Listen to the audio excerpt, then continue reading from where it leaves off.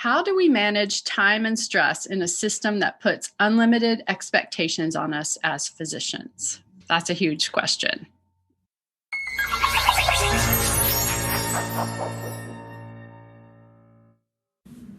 Hi, this is Dr. Jen Barna. Welcome to DocWorking, the Whole Physician podcast. At DocWorking, our specialty is coaching physicians to achieve the best of life and medicine. This is the podcast where we talk with doctors about real life outside of medicine. Hi, and thanks for joining us for today's DocWorking, the Whole Physician podcast. I'm Jill Farmer, one of the lead coaches at DocWorking.com, and today is Q&A Friday. And my name is Gabriella Dennery, MD. I'm the other lead coach at DocWorking.com, and welcome to Q&A Friday. I love being here with you today, and we're also very excited to be joined by the owner of DocWorking.com, Dr. Jen Barna, MD. And Jen is here with the questions from physicians today that we're going to answer here for you. So Jen, take it away. Hey, Jill and Gabriella. It's great to be here with you, and thank you for listening to us today at DocWorking, the Whole Physician podcast. I have some great questions from some of our listeners today, and I'm very excited to get your advice. I'm going to dive right into these. The question is, how do we manage time and stress in a system that puts unlimited expectations on us as physicians? That's a huge question. Yes, that is a huge question and a great question too, and a very common one as well, because there's always that perception that, I'm just busy, I don't have enough time. And so self-care, family time, et cetera, kind of gets pushed aside. And that's usually the first thing that gets sacrificed. And now this becomes the challenge, how to move that back into the center of your life. And it takes time, it takes effort. So what I would do in a coaching session is really kind of dissect the day, really look at exactly what are the components there. Maybe do what is called a where we just really figure out exactly what is going on. Because 9 times out of 10, or really 9.99 times out of 10, what happens is that there is time. The question is, how do we utilize it?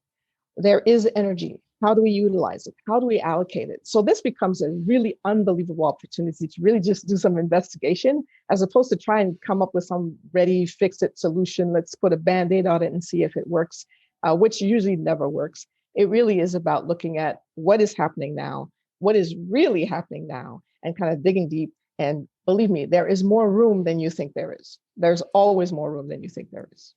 Yeah, I think one of the things that you're brilliant at, Gabriella, in coaching is to help people slow down and kind of walk through what matters to them. What are your real intentions? Because I know in both of our practices working with physicians, because of just the pressure and the intensity of the medical training experience, there's so much that has been pre-programmed often for physicians. And then in the daily practice of life, the schedule is so much not your own that it's easy to lose sight. And it's easy to understand what the institution, what wants of you, but we lose sight of sort of what matters to us. What do we value kind of in that deeper place?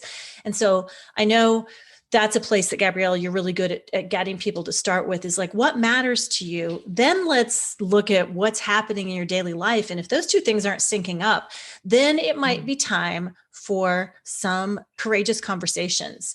And a lot of times physicians who really work hard and are doing everything and earning their A+, they just assume that the institution or the things should just see, you're working so hard, you need more time, we're just going to give it to you, without ever really asking about it. And so it does require a courageous conversation. You can talk more about this than me, Gabriella, because you are a physician, but there's also this perception often as physicians that I'm the only one who hasn't figured this out, or everybody else is doing this better than me, instead of understanding that when you're vulnerable and honest with other colleagues, often it's a systemic problem that needs to be addressed as a group. Oh, absolutely. And that brings up a really, really interesting point, because it is this sense of isolation. And I'm not sure where that comes from, why it's like, well, everybody seems to be adapting, but I'm not, or I'm feeling overwhelmed. But somebody else seems perfectly happy. I think there's also, and that could probably be going into another topic. There's some kind of stigma associated with not being open. There's a stigma associated with that perception that somehow everything should be okay and it is okay as is. I'm not sure where that comes from, but it's a very deep belief. And so to be able to just examine that belief, unpack that belief, and understand that, yes, you're not alone. And the person sitting right next to you on that computer on the ward right next to you is thinking the same thing, but you're not communicating. So, and you're right, it is a courageous conversation, because then it goes to vulnerability.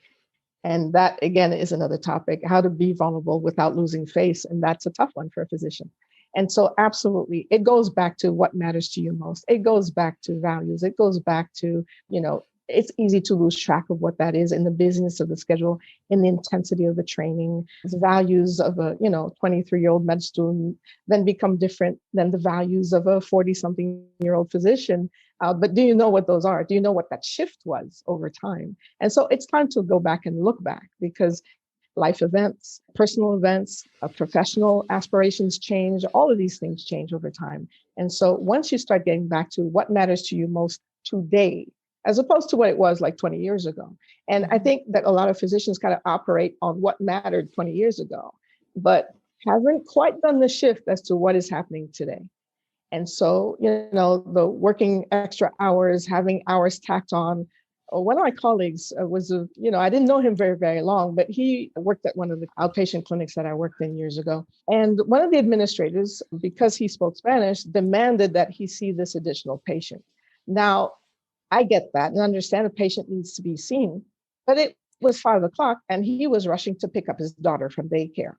And so after this argument between the two of them, or heated debate, he finally did. He saw the patient, he left. And then the next day he came back and handed his letter of resignation. He had only been there for about 2 weeks. So that to me is probably an extreme example, but that is boundaries and values in action. Picking up my daughter on time is more important to me than this job. And I will be okay. And come to realize that they needed him more than he needed them, because he was probably one of the two only Spanish-speaking physicians in a very heavily populated Spanish-speaking area of patients coming into clinic. And so again, once you get in touch with your values, his value was family time. Picking up his daughter at daycare was very, very important to him. And being a father was very important to him. And so when you butt into these tough decisions, what do you lean on and what do you lean in? You lean into values, you lean into boundaries, you lean into what is most important to you. And that's not always an easy thing to do. And I like the word you use, Jill, courageous. These courageous conversations, courageous decisions that will happen, because that's part of life. Are you willing to walk away? As Dr. Miriam Michaels said in one of those podcasts, there comes a point that you come into a room, and as she negotiates her contracts, she comes into a room knowing that she is willing to walk away if it's not working out, which means that it works out. Mm-hmm. Because she gets what she wants because of that particular mindset that she comes in the room with. And so that's why values and boundaries become super important, because you put yourself in that mindset that says, no, this is my life. Mm-hmm. What matters to me in my life? And that has to be part of the equation here. It's not about what somebody else wants. It's about what I do. And so making that switch is not always the easiest thing, but I tell you, the rewards are amazing. So it's worth going down that path. Yeah, really powerful stuff. And the only thing that I would add to that is a lot of times when we feel so pressurized, and we might not describe it out loud, but it sort of feels like we're trapped. One of the most powerful things we can do, and that I'll do a lot with clients in these situations, is to sit down and we kind of harvest options or choices. And some of the choices are crazy. Like sometimes we just joke around and it's like, okay, I'm going to go be a barista or, deliver for DoorDash. But there's this kind of unspoken great fear of what happens. And a lot of times it's, I'm afraid they'll think. That's the sentence when I say, what are you really afraid of here? I'm afraid they'll think. And when we really understand that what other people think about us is really their business, and that we can get clear on what matters to us so we can show up at our best instead of always dancing around what they think and then getting resentful and then not showing up at our best, because we are never our best when we're resentful. Then it helps us like, oh yeah, I have some agency here. Now, some of the consequences of making choices or these options or exercising these options that we're talking about are big. There's a big price of admission to them. But to remember that we do have some agency in those situations where we're feeling kind of pressurized or trapped, I think, like the one you described in the physician who asked the question, I think it can relieve the pressure, give us some breathing room, and then help direct us toward the best choice next. So That was a good question. There's a lot That's of great, a lot of A stuff lot to of unpack stuff in that there. question. Insights. Absolutely.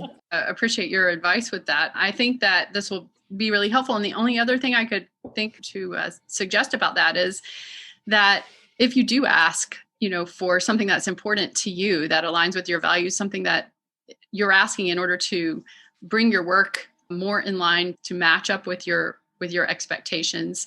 And when you do that, I think if you do that sooner rather than later, you can prevent yourself from getting burned out. And you may find that there's more room for working out a better schedule than you anticipated. I have experienced a situation early in my career where I did not step forward and really experience a number of sort of an abusive situation where there were a number of things over time that happened.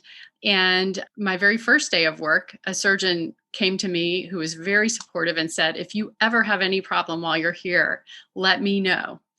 And I didn't let him know. I didn't let anyone know because I didn't want to admit that I had a problem. I was a new physician right out of residency. And, I just took it until I just couldn't take it anymore. And finally, after about a year and a half of this, I resigned, along with actually about a third of the medical staff. As it turned out, I wasn't the only one. But when I did, the surgeon came to me and he said, why didn't you tell me? It could be, And I said, wow, in retrospect, now looking back at it, I think if I had just talked with him earlier, he could have helped me quite a bit. All of these things I've learned since then, that one of two things will happen if you step forward. Either they will work with you and listen to you, and you can work together to make things better, or maybe there is a better practice that aligns with your values. And either one of those is a good solution. And you have both of those options. So you're better off to step forward sooner rather than later. Absolutely. Yeah, what a great question. As we said, so much good information to unpack. As always, I learned so much from you, Gabriella, and Jen. Your insights as a physician are always so helpful as well. If you have questions for us, we want you to send them to jen@docworking.com, and we'll consider answering them on the air, just like we are at this Q&A Friday. But until next time, we'll see you on DocWorking, the Whole Physician Podcast.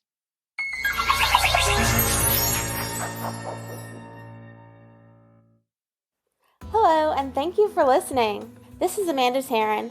I'm the producer of the DocWorking podcast. If you enjoyed our podcast, please like and subscribe. We would also love it if you checked out our website, which is docworking.com. And you can also find us on YouTube, Facebook, and Instagram. Our Instagram is DocWorking1, and that is with the number 1. When you check us out on social, please let us know what you would like to hear on the podcast. Your feedback really means a lot to us. And if you're a physician with a story to tell, please reach out to Jen at jen@docworking.com. Thank you again, and we'll see you next time.